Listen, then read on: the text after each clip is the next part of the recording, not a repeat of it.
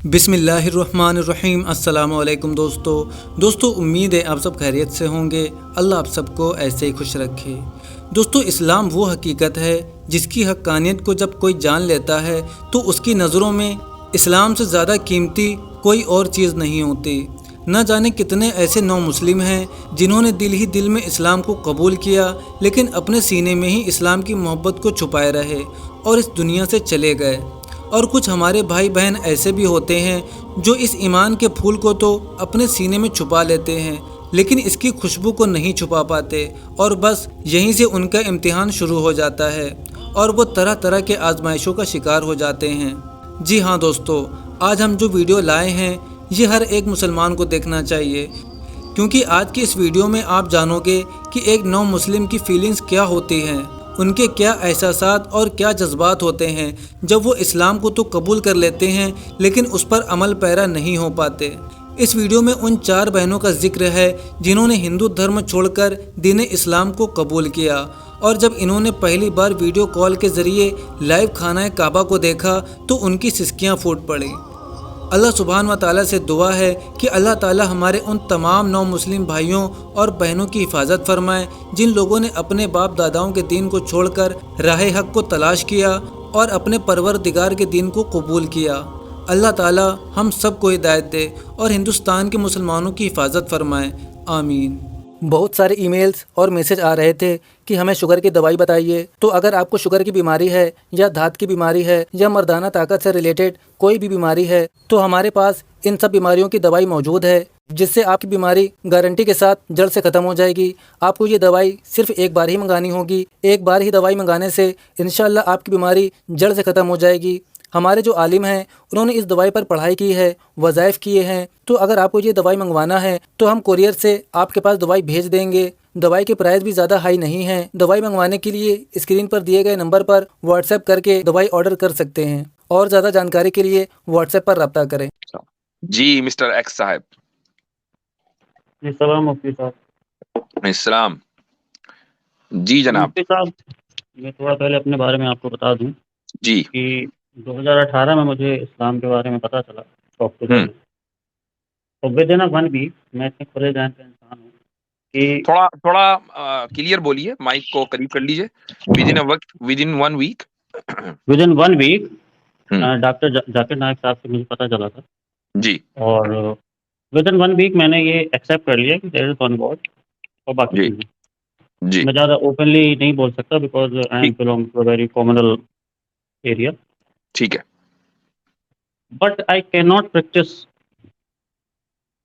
سو یہ میرے ذہن میں جب سے گھر کر رہی ہے کہ اس کا کیا مسئلہ میں کیسے حل کروں۔ یعنی آپ پریکٹس نہیں کر پا رہے ہیں، اپنی ذاتی کچھ ڈاؤٹس ہیں اس کی وجہ سے، یا کمیونل جو مسائل ہیں اس کی وجہ سے آپ پریکٹس نہیں کر پا رہے ہیں؟ کمیونل ذاتی مسائل کوئی کی وجہ مسائل ذاتی تو میں سے، جب ٹھیک ہے۔ سے بالکل فکس ہوں کہ دیر از اونلی ون گاڈ۔ آپ کی اپروکسیمیٹلی ایج کیا ہوگی؟ کس ایج گروپ میں ہیں آپ؟ 25۔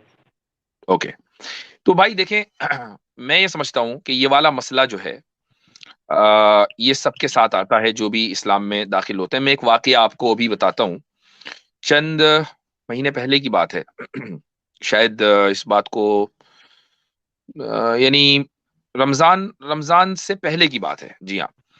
تو میرے پاس ایک لڑکی کا میسج آیا کہیں سے، اس نے مجھے ای میل وغیرہ کر کے نمبر لیا، واٹس ایپ پر اس نے رابطہ کیا۔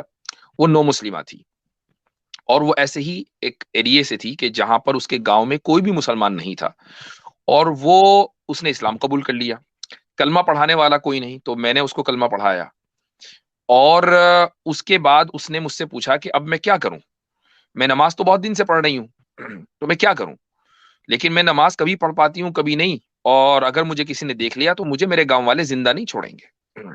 تو میں نے اس سے کہا، میں نے کہا بھائی دیکھو ایسا ہے کہ رات کو جب سب لوگ سو جائیں اس وقت اپنی قضا کر لو نماز، یا کم سے کم حساب لکھو کہ بھئی جتنی نماز پڑھ سکتی ہو پڑھ لو، لیٹ کے پڑھ سکتی ہو، بیٹھ کے پڑھ سکتی ہو، جس انداز سے پڑھ سکتی ہو وہ کرو، اور جب آدمی کے بس میں کچھ نہ رہے تو پھر ظاہر ہے کہ مسئلہ دوسرا ہو جاتا ہے۔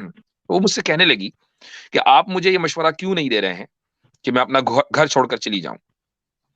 میں نے کہا میں تم کو اس لیے مشورہ نہیں دے رہا ہوں کیونکہ اگر تم گھر چھوڑ کر چلی گئی تو کہاں جاؤ گی؟ میں تو کوئی تم کو جگہ نہیں دے سکتا.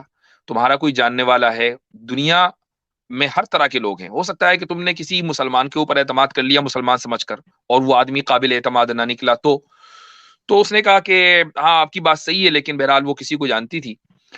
اس نے پھر مجھ سے کہا کہ میں نے اس سے کہا کہ تم ایک کام کرو، تم استخارہ کر لو.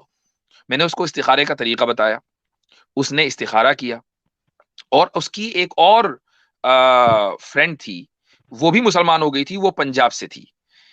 تو اس نے اس سے استخارہ کروایا، اور اس نے بہرحال اس استخارے کا نتیجہ نکلا. خواب انہوں نے دیکھا، انہوں نے مجھے بتایا. اس کی تعبیر کلیئر یہ تھی کہ اس ظلمت کدے سے نکلنا ہے، اس تاریک گھر سے نکلنا ہے. اس کے بعد میرا ان سے کوئی رابطہ نہیں ہوا. اور کمال کی بات آپ یہ دیکھیں کہ وہ رابطہ کرنے کے بعد رابطہ ختم ہونے کے بعد میں نے کوئی نمبر سیو نہیں کیا تھا. اتفاق سے میرے پاس ایک صاحب نے، اور یہ میں پبلک ریکارڈ میں اس لیے لانا چاہ رہا ہوں، اگرچہ یہ بہت پرسنل ہے، میں اس لیے لانا چاہ رہا ہوں کہ کہیں وہ میری بات اگر سن رہی ہو تو مجھ سے وہ رابطہ ضرور کرے. مجھ سے ایک صاحب نے رابطہ کیا، کہا کہ بھئی میرا لڑکا ہے، میں چاہتا ہوں کہ میں اپنے لڑکے کی کسی نو مسلمہ سے شادی کروں. تو جی آپ کے پاس کوئی آپ کے علم میں ہے؟ میں نے کہا کہ ہاں انشاءاللہ. لیکن شروع میں اس وقت وہ اپنے گھر میں ذرا ماحول نہیں بنا پائے تھے. اب ان کے گھر میں بھی ماحول بن گیا، لیکن اتفاق یہ ہے کہ اس لڑکی کا رابطہ میرے پاس نہیں ہے. تو اگر اس طرح کے کوئی ہو تو مجھ سے ضرور رابطہ کرے. تو یہ ہے بات.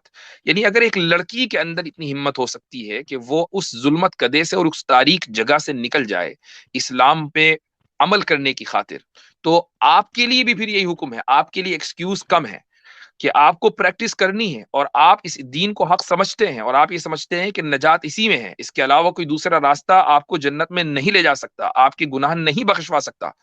تو پھر آپ کو وہ قدم اٹھانا پڑے گا کہ جو قدم آپ سے پہلے صحابہ کرام نے اٹھایا اس دین کی خاطر. اوکے ٹھیک ہے میرا بھائی؟ جی. اور میرے دماغ میں 2-3 کوشچن تھے. جی جیسے آپ یہ جو قرآن پڑھتے ہیں، تو اس میں جگہ جگہ جب کافرز کی بات آتی ہے تو ان کو جگہ جگہ بہت مطلب نیچا دکھایا گیا ہے. تو جب ایسے اگر کوئی نان مسلم ایسا پڑھے گا تو وہ کیسے اس پہ کھلے ذہن پہ آئے گا؟ جیسے اگر ہم کسی کو گالی دے دے کے اگر بلائیں گے اپنی طرف تو ہمیں خراب سمجھے گا نا. دیکھیں، یہ جو سوال آپ کے ذہن میں آیا وہ اس لیے آیا چونکہ آپ یہ سمجھ رہے ہیں کہ قرآن نے کہیں گالی دی ہے. نہیں، قرآن جگہ نے جگہ یہ گالی مطلب وہ نہیں، ویسی گالی نہیں، مطلب یہ کہا ہے، برا کہا ہے ان کو. برا کہا ہے. کیا جی برائی کو برا نہ کہا جائے؟ ایک بات یاد رکھیں کہ جن کافروں کو، مشرکوں کو کی برائی کی جا رہی ہے، کنڈیمنیشن ان کا کیا جا رہا ہے، وہ بحیثیت انسان کے نہیں کیا جا رہا ہے. اس لیے ان کو یہ نہیں کہا جا رہا کہ یہ برے لوگ ہیں، یہ کہا جا رہا ہے کہ یہ برے مشرک ہیں، یہ برے کافر ہیں. ان کا وہ ایڈجیکٹو بیان کیا جا رہا ہے، ان کی وہ صفت بیان کی جا رہی ہے جو ان کو برا بناتی ہے. ایک قاتل کو اگر آپ قاتل کہیں گے تو کیا یہ کہا جائے گا کہ نہیں آپ نے تو بہت اس کی شان میں گستاخی کر دی، قاتل کو قاتل نہیں کہنا چاہیے. مجھے ایک بات بتائیں، آپ کو اللہ تعالیٰ نے ایمان کی دولت سے نوازا ہے، کیا اس دنیا میں بحیثیت انسان کے اللہ کا انکار کرنے سے بڑھ کر کوئی جرم ہو سکتا ہے کہ جس نے آپ کو پیدا کیا اس کا آپ انکار کر دیں؟ کیا اس سے بڑھ کر کوئی جرم ہے؟ نہیں. جب یہ سب سے بڑا جرم ہے تو جو اس جرم کا ارتکاب کرے گا اس مجرم کو مجرم کہا جائے گا. جس طرح قاتل کو قاتل کہنا برا نہیں ہے، چور کو چور کہنا برا نہیں ہے، ریپسٹ کو ریپسٹ کہنا برا نہیں ہے، مشرک کو مشرک کہنا برا نہیں ہے، کافر کو کافر کہنا برا نہیں ہے، کیونکہ یہ اس برائی کے اندر وہ ملوث ہیں. برائی کو برائی کہا جائے گا. جی. تو جیسے اچھا ہم ایک انڈیا اور جملہ یہ مسٹر سب ایکس بھائی، کانٹیننٹ میں ہم دیکھتے ایک ہیں. جملہ بولا، سوری میں بات کاٹ رہا ہوں، مسٹر ایکس، ایک جملہ بولا جاتا ہے بڑا مشہور ہے، وہ جملہ بولا جاتا ہے کہ نفرت جرم سے ہوتی ہے، مجرم سے نہیں ہوتی، جرم سے ہوتی ہے. تو قرآن میں بھی جتنے صیغے استعمال کیے گئے ہیں، چاہے کہ منافق ہے، کافر ہے، فاسق ہے، یا اور اس طرح کے جو صیغے استعمال کیے ہیں، وہ صفاتی صیغے ہیں. صفاتی صیغوں سے مراد یہ ہے کہ کسی بندے کا اختیاری عمل ہے جس وجہ سے اس کو ملائن یا کرٹیسائز کیا جا رہا ہے. اگر وہ عمل چھوڑ دے گا تو وہی انسان ہوگا جس کی تعریف ہو رہی ہوگی. قرآن میں اللہ تعالیٰ کہتے ہیں اعوذ باللہ من الشیطان الرجیم لقد خلقنا الانسان فی احسن تقویم ثم رددناہ اسفل سافلین. ایک ہی شخص تھی، ایک ہی چیز تھی جو احسن تقویم تھی، اور وہی چیز تھی اپنے اعمال کی وجہ سے اسفل السافلین بنی. تو یعنی انسان ایک ہی ہے، اس کے عمل طے کرتے ہیں. ایسی صورت میں اگر اس کو نکارا جائے، کرٹیسائز کیا جائے، تو اس کو یہ نہیں کہنا چاہیے کہ یہ مجھے کرٹیسائز کیا گیا لہٰذا وہ کیسے پاس آئے گا. اس طرح تو اسکول کا سارا سلیبس چوپٹ ہو جائے گا اور عدالتوں کا سارا نظام چوپٹ ہو جائے گا، کیونکہ بچوں کو بھی بچپن سے یہی سکھایا جاتا ہے کہ برائی برائی جی ہے، چور برا ہوتا ہے، جھوٹ بولنا برا ہوتا ہے. جی جی ٹھیک. مفتی صاحب، یہ انڈیا اور جو سب کانٹیننٹ میں ہم دیکھتے ہیں کہ شرک، جیسے آپ سب جانتے ہیں ہم کہ سب سے بڑا گناہ ہے، تو موسٹ آف دا مسلم ہی یہ گناہ کر رہے ہیں. وہ درگاہوں پہ جا رہے ہیں، وہ ہاں. گندے تعویذ پہن رہے ہیں. تو آپ شرکیہ ان پہ عمل کیوں میں نہیں کچھ؟ بہت لوگ ملوث ہیں، اور لوگ ان کی اصلاح کی کوشش بھی کرتے ہیں. جن کو توفیق ہوتی ہے وہ توبہ نہیں تو کرتے ہیں یہ اور صحیح راستے پر شرک ہے، آتے ہیں. یہ تو شرک ہے نا. ہاں، جو چیز شرک ہے وہ شرک ہے، بالکل. غیر اللہ کو سجدہ کرنا شرک ہے. محض مسلمان نام رکھ لینے سے کوئی مسلمان نہیں ہو جاتا. آپ کسی مسلمان کی فیملی میں پیدا ہو گئے، اس لیے آپ مسلمان نہیں ہیں. مسلمان آپ ہیں اپنے عقیدے کی وجہ سے. آپ اگر مسجد نہیں کعبے کے اندر بھی پیدا ہوئے اور آپ غیر اللہ کو جا کر سجدہ کر لیں تو آپ مسلمان نہیں ہیں. شکریہ. چلیں جی، بہت اچھا. اچھا حضرت، آپ نے بڑا پیارا نقطہ رکھا. میرے خیال جی سے یہ اکثر ہم سے گلا شکوہ کرتے ہیں کہ دیکھیں جی، نبی پاک صلی اللہ علیہ وسلم کی آمد سے پہلے خانہ کعبہ کے اندر بھی مورتی پوجا ہوتی تھی. میں سمجھتا ہوں اللہ کی بھی اس میں حکمت تھی. خانہ کعبہ کے اندر مورتی پوجا ہو کر بھی اس کو کرٹیسائز کیا گیا. اس کا مطلب ہے کہ اگر خانہ کعبہ کے اندر بھی کوئی غیر اسلامی یا کوئی کفری کام ہو رہا ہوگا، اس کو کرٹیسائز ہی کیا جائے گا. بالکل بالکل، زبردست پوائنٹ. اور عامر بھائی ایک چیز اور بتا دوں، اور ناظرین کے علم میں بھی لیا ہوں. جو صاحب آئے تھے، اور بہرحال یہ مسئلہ جو ہے بہت سے نو مسلموں کے ساتھ آتا ہے پیدا، خصوصاً جہاں پر ذرا کمیونل ٹینشن ہوتی ہے. اس کے باوجود ایمان کس طریقے سے گھر گھر پہنچ رہا ہے، اس کی ایک اور مثال میں دوں. میں رمضان سے پہلے عمرے پر گیا، اور اس کی وجہ سے اسٹریم بھی نہیں کر پایا، بہت سے لوگوں کو معلوم ہے. تو میں حرم میں داخل ہو رہا تھا، تو اور عمرہ کرنے کے مقصد سے میں نے احرام پہنا ہوا تھا. تو میرے پاس ایک فون آیا، اور ایک لڑکی تھی، وہ ہندو بیک گراؤنڈ سے تھی. اس نے کہا کہ ہم 4 لڑکیاں ہیں اور ہم اسلام قبول کرنا چاہتے ہیں، آپ کا نمبر ہمیں فلاں صاحب نے دیا ہے. تو میں نے کہا بھائی نیکی اور پوچھ میں نے کہا میں اس وقت حرم میں ہوں، اور اگر تمہیں اسلام قبول کرنا ہے تو میں بھی کلمہ پڑھا ماشاء دیتا اللہ، ہوں. ماشاء اللہ. تو الحمدللہ یہ اللہ تعالیٰ کی طرف سے، اس میں ہمارا کوئی کمال نہیں ہے کہ ہم نے وہاں رہ کر یہ کوئی بڑا کارنامہ انجام دے دیا. ہمیں کیا پتا تھا کہ ہمیں کون کال کرے گا، لیکن یہ اللہ تعالیٰ کی طرف سے قبولیت ہے ان لوگوں کے لیے، کہ ان 4 بچیوں کے لیے کہ جو ایک کفریہ ماحول کے اندر پلی بڑھی ہیں، اور جن کے پر اسلام کا نام لینے پر پابندی ہے. اور بعد میں اس نے بتایا کہ کیسے اس کی ماں نے اس کو مارا پیٹا. تو کہنے کا مقصد یہ ہے کہ میں حرم میں تھا، مطاف میں پہنچا، میں نے وہاں پر الحمدللہ ان 4 کو کلمہ پڑھایا. ماشاء اللہ، اللہ تعالیٰ اس کو قبول فرمائے اور ان کے ایمان کو مضبوط کرے. اس کے بعد انہوں نے مجھ سے کہا کہ میں نے ان کو بتایا کہ دیکھو میں ایسی مبارک جگہ پر ہوں جو اس کا میں نے تعارف کرایا.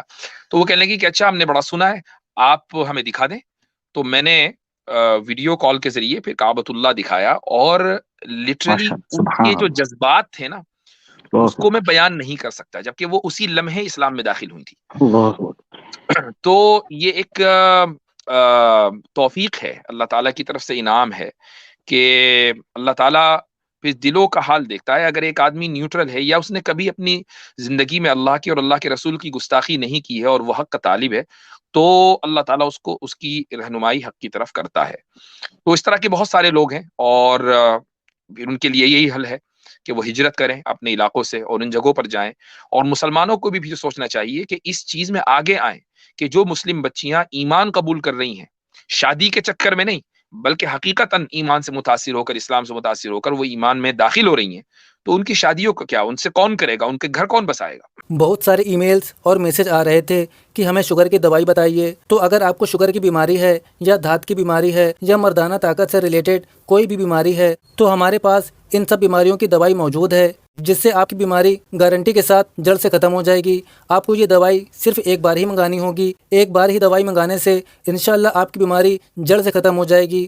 ہمارے جو عالم ہیں انہوں نے اس دوائی پر پڑھائی کی ہے، وظائف کیے ہیں. تو اگر آپ کو یہ دوائی منگوانا ہے تو ہم کوریئر سے آپ کے پاس دوائی بھیج دیں گے. دوائی کے پرائز بھی زیادہ ہائی نہیں ہیں. دوائی منگوانے کے لیے اسکرین پر دیے گئے نمبر پر واٹس ایپ کر کے دوائی آرڈر کر سکتے ہیں، اور زیادہ جانکاری کے لیے واٹس ایپ پر رابطہ کریں.